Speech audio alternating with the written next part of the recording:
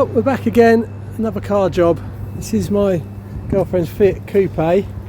It's the 20 valve turbo job. It is in a bit of a sorry state, so I've just brought it to my friend's paint shop for him to have a look at this.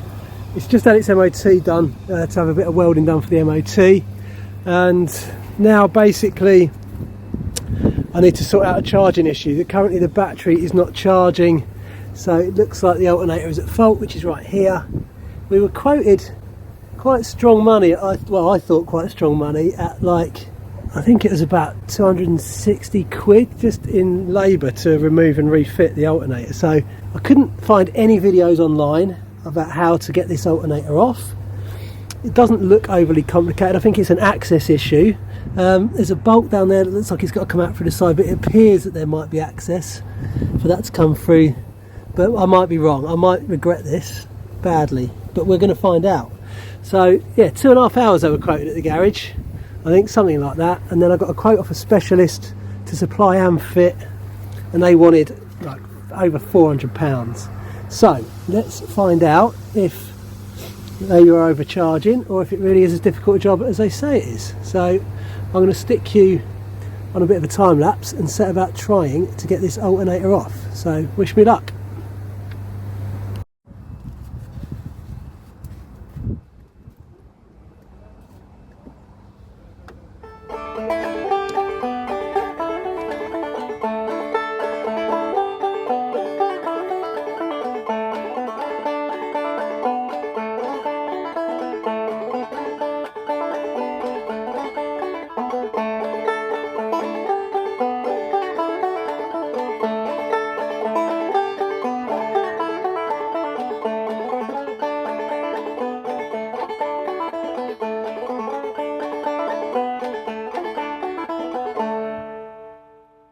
So it's starting to make a little bit of sense. Stupid design number one.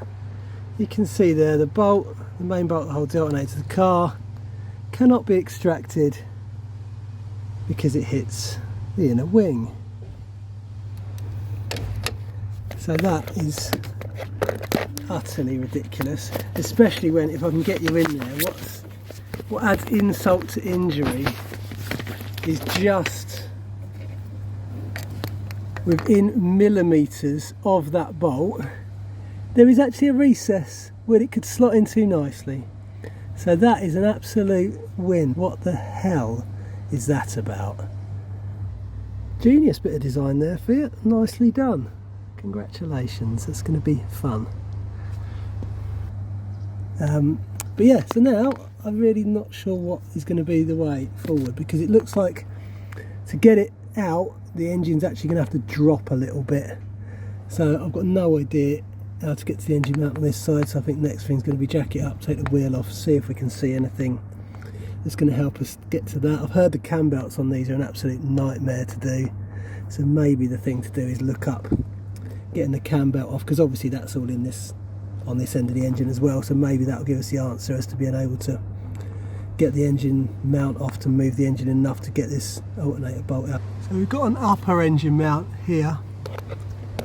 Quid says there's also going to be a lower one, almost certainly, down in there somewhere that I can never get to either. So I don't know, I'm half tempted to undo this top one.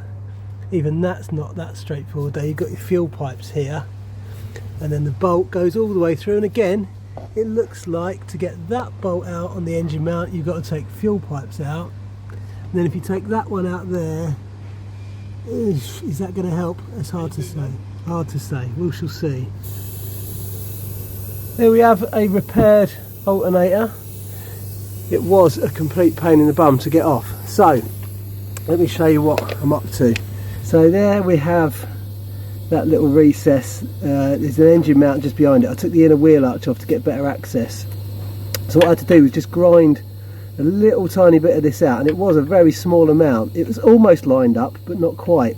So what I've done, I got in there with like a little Dremel tool with the alternator still in situ. It was really tight. I didn't bother filming it because I couldn't even see what I was doing myself, let alone get a camera in there. But now the alternator's out of the way, you see we're about where we want to be now. If I hold that bolt level, there's just a clearance for it to get out through there. So this car we'll never have that problem again. But what a pain it was. I can see now why the garage wanted to charge quite a lot of money for doing this job, because they would have had to drop 2 engine mounts, move everything out of the way. So I've just kind of future-proofed that. I'm not saying it's the right way of doing it, but I think it looked to me like the factory designed it to have that clearance. They just didn't quite manage to get it all to line up. So I've just clearanced it just enough to do the job, so the alternator can now come in and out without anything else having to be undone or moved. So I took the alternator itself to my mate Graham at Auto Electrics, and he's put a new, I think he said it needed a new rectifier, and you can see the shiny bits inside. So that's all had a bit of a rejuvenation in there.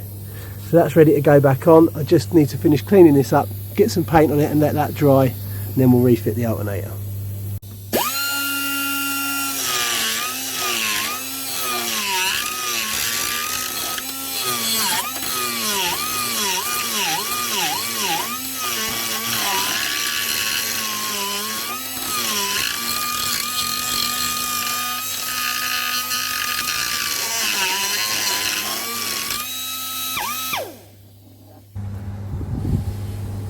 So I'm all cleaned up, ready for a bit of paint. There was some surface rust around this chassis leg here, so I've cleaned that up, given it a touch of rust converter.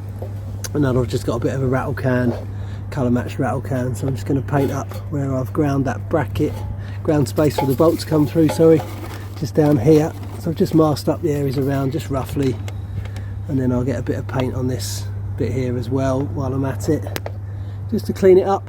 Another little while you're in there job.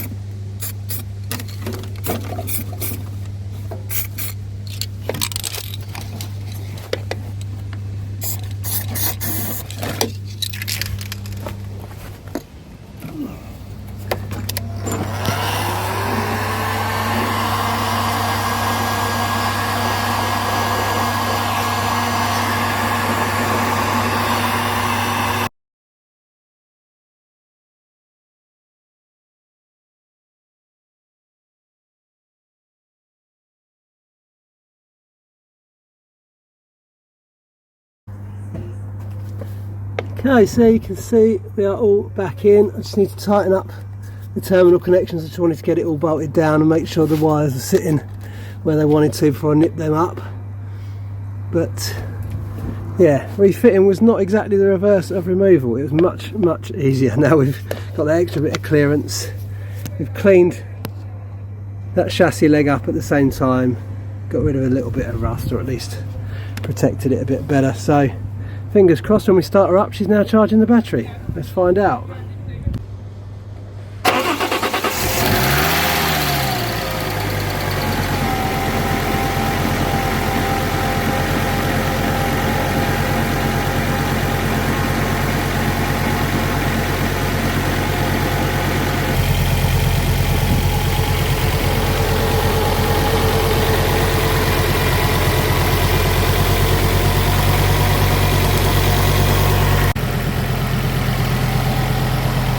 So there we have it, one way to change the alternator on a Fiat 20 valve coupe.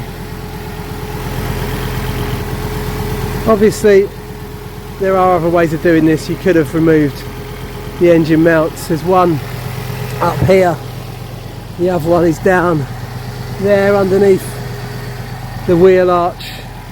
You'd have had a lot more trouble, maybe have needed a ramp to do that, but obviously there are other ways of doing things.